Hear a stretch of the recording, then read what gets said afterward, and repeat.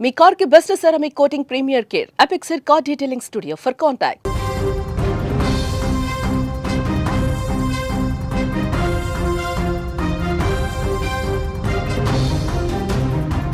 Breaking news. అణచివేసిన అడుగడుగున ఉగ్ర కుట్రలకు పాల్పడుతున్న పాకిస్తాన్ దుశ్చర్య మరొకసారి బయటపడింది. భారత రాజధాని ఢిల్లీలో పేలుళ్లు సృష్టించి అమాయక ప్రజల ప్రాణాలు తీసేందుకు పాక్ గడ్డపై నుంచే ఉగ్రవాదులకు శిక్షణ అందిస్తున్నట్లు తాజాగా ఢిల్లీ పేలుడు కేసు దర్యాప్తు తెలుస్తోంది. ఉగ్రవాదం విషయంలో కపట నటనతో ప్రపంచాన్ని మోసం చేస్తున్న పాకిస్తాన్ తన మనుషుల్ని రంగంలోకి దించి మారణాయుధాల తయారీ వీడియోలతో శిక్షణ ఇచ్చి రహస్య కోడ్ల ద్వారా కుట్రలు పన్నుతున్న తీరు ఇప్పుడు భారత భద్రతకు పెను సవాలుగా పరిణమించినటువంటి పరిస్థితుంది. ఢిల్లీలో జరిగిన పేలుడు కేసు దర్యాప్తులో కొన్ని కీలకమైనటువంటి విషయాలు, షాకింగ్ నిజాలు బయటకు వస్తూ ఉన్నాయి. ఈ ఘటనకు సంబంధించి అరెస్ట్ అయిన నిందితుడు పాకిస్తాన్ నుంచి వచ్చిన వీడియోల ద్వారా బాంబు తయారీలో శిక్షణ పొందినట్లుగా దర్యాప్తు సంస్థలు గుర్తించాయి. ఉమర్ నబీకి ఏకంగా 42 బాంబు తయారీ వీడియోలు అందినట్లుగా దర్యాప్తులో తేలింది. ఈ వీడియోలను చూసి అతను బాంబులు తయారు చేయడంలో శిక్షణ పొందినట్టుగా తెలుస్తోంది. ఇప్పుడు ఢిల్లీలో కారులో బాంబులు పెట్టి పేల్చేశారు కదా, ఎలా పేల్చేశారు అంటే ఆ వీడియోలు చూసి పాకిస్తాన్ నుంచి హంజుల్లా అనే వ్యక్తి ఉమర్ నబీకి పాకిస్తాన్ నుంచి పంపించాడు. 42 వీడియోలు పంపించాడు. నిషేధిత ఉగ్రవాద సంస్థ జైషే మహమ్మద్ హ్యాండ్లర్ ఈ హంజుల్లా అనేవాడు. అతను 42 వీడియోలు పంపించాడంట. టెలిగ్రామ్ ద్వారా ఉగ్ర కుట్రలు నిందితులకు ఆ యాప్లో పూర్తిగా ఈ బాంబుల తయారీకి సంబంధించినటువంటి విషయాల గురించి కూడా మాట్లాడుకున్నట్టుగా తెలుస్తోంది. అంటే ఈ 42 వీడియోలు చూసి ఈ 42 వీడియోలతో బాంబులు ఏ విధంగా తయారు చేయాలి, విడివిడి భాగాలను ఏ విధంగా పేర్చాలి, పేర్చిన తర్వాత ఒక బాంబుగా ఏ విధంగా తయారవుతుంది, దాన్ని ఎలా పేల్చాలి, ఎలా నష్టాన్ని కలిగించాలి, ఇవన్నీ కూడా ఆ 42 వీడియోల్లో పొందుపరిచి ఉన్నాయి. హంజుల్లా అనేవాడు ఈ 42 వీడియోలు మీరు స్క్రీన్ మీద చూస్తున్నారు కదా, ఆ రోజు ఢిల్లీ పేలుడుకు సంబంధించి కారులో పేల్చేసుకున్నటువంటి ఉమర్ నబీకి ఆ 42 వీడియోలు పంపించాడు. దానికి సంబంధించిన సమాచారం ఇప్పుడు బయటకు వచ్చింది. ఇంకా వాళ్ళు ఏ విషయాలు మాట్లాడుతున్నారంటే టెలిగ్రామ్ యాప్ ద్వారా ఎవ్వరికీ అనుమానం రాకుండా పేలుళ్లకు సంబంధించి కొన్ని రహస్యమైనటువంటి కోడ్ భాషను కూడా వాడారు.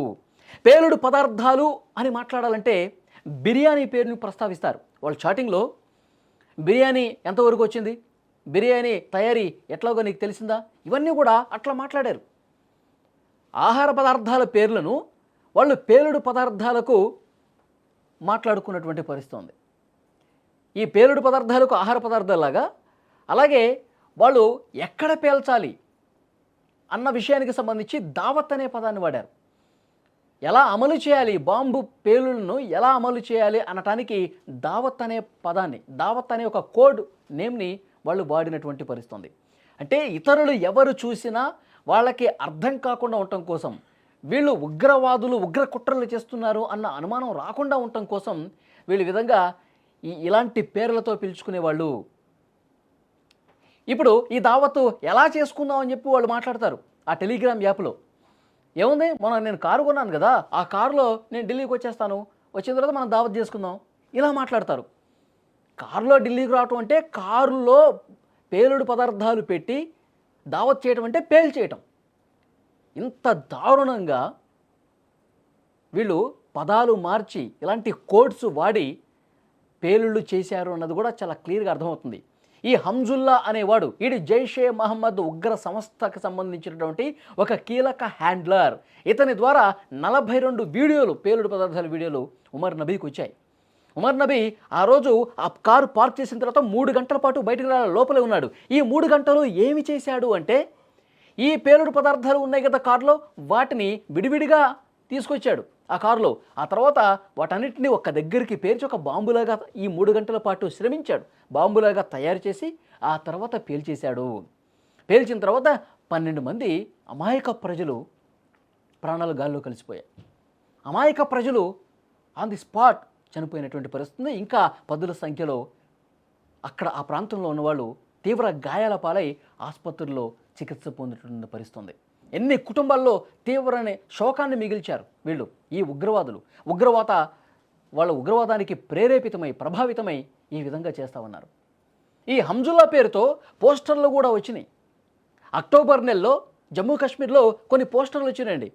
హంజుల్లా భాయ్ అని పేరుతో, కమాండర్ హంజుల్లా భాయ్ పేరుతో పోస్టర్స్ వచ్చాయి. పోలీసులకి బలగాలకి వ్యతిరేకంగా పోస్టర్లు అంటించారు. ఈ పోస్టర్లు ఎవరు అంటించారు, ఈ హంజుల్లా భాయ్ ఎవడు, దీని గురించి ఆరా తీస్తే అప్పుడు ఒక్కొక్కటిగా కుట్ర మొత్తం బయటకు వచ్చింది. ఫరీదాబాద్లో 2900 కిలోల పేలుడు పదార్థాలు అప్పుడే స్వాధీనం చేసుకుని నవగం పోలీస్ స్టేషన్లో వాటిని భద్రపరిచారు. మొత్తం దీని గురించి కూపీ లాగితే white collar terror eco system అంటే మొత్తం ప్రొఫెషనల్స్, డాక్టర్స్ అందరినీ కూడా వీళ్ళు ఈ హంజుల్లా హ్యాండ్లర్ ఒక గ్రూప్గా, ఒక మాడ్యూల్గా ఏర్పాటు చేసుకున్నారు. అందరూ కూడా చదువుకున్న వాళ్ళే, డాక్టర్లే, ప్రొఫెసర్లే.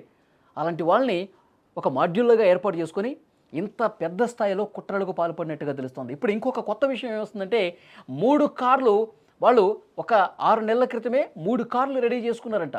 ఆ కార్లకు సంబంధించిన కూడా డీటెయిల్స్ సేకరిస్తూ ఉన్నారు. కొన్ని సంవత్సరాలుగా పేలుళ్ళకి వీళ్ళు కుట్రపడుతూ ఉన్నారంట. 2022 సంవత్సరంలో ఇప్పుడు ఏదైతే మాడ్యూల్ ఉందో, డాక్టర్లను ఎవరైతే అరెస్ట్ చేశారో 2022లోనే టర్కీకి వెళ్ళారంట.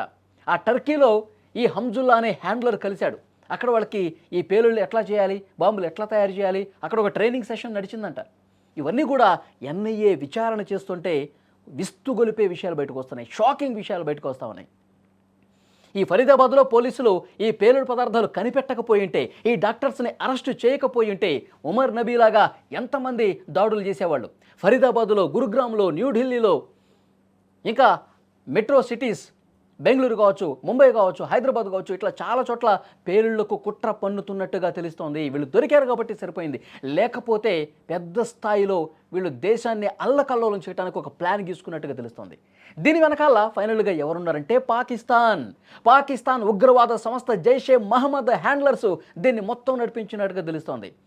మసూద్ అజర్ వెనక ఉండి ఈ మొత్తం తతంగాన్ని, భారతీయులు ప్రశాంతంగా ఉండకూడదు, భారతీయులు మొత్తం రక్తం ఏరులై పారాలని చెప్పి చూస్తూ ఉన్నాడు.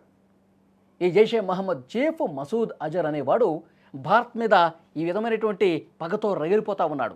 వీడిని మొదటగా మట్టు పెడితే మొత్తం కూడా పరిస్థితి కంట్రోల్లోకి వస్తుంది. ఈ ఉగ్రవాద జాడల నుంచి పూర్తిగా భారత్ బయటకు రావాలంటే, ఈ ఉగ్రవాద కోరల్ని పూర్తిగా పీకి పారేయాలంటే ఈ మసూద్ అజర్ లాంటి ఉగ్రవాదాన్ని అంతం చేయాల్సిందే.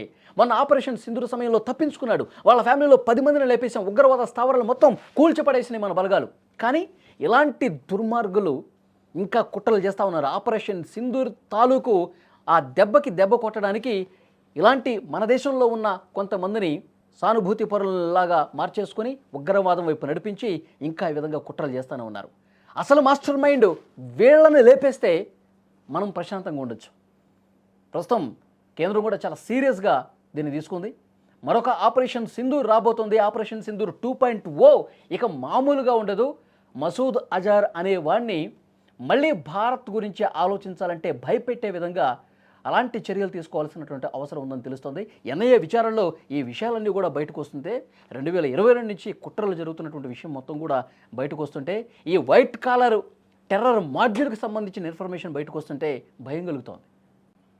ప్రభుత్వం చాలా సీరియస్గా దీని మీద ఉంది. ఇంకా వాస్తవాలు అతి త్వరలోనే బయటకు వస్తాయి.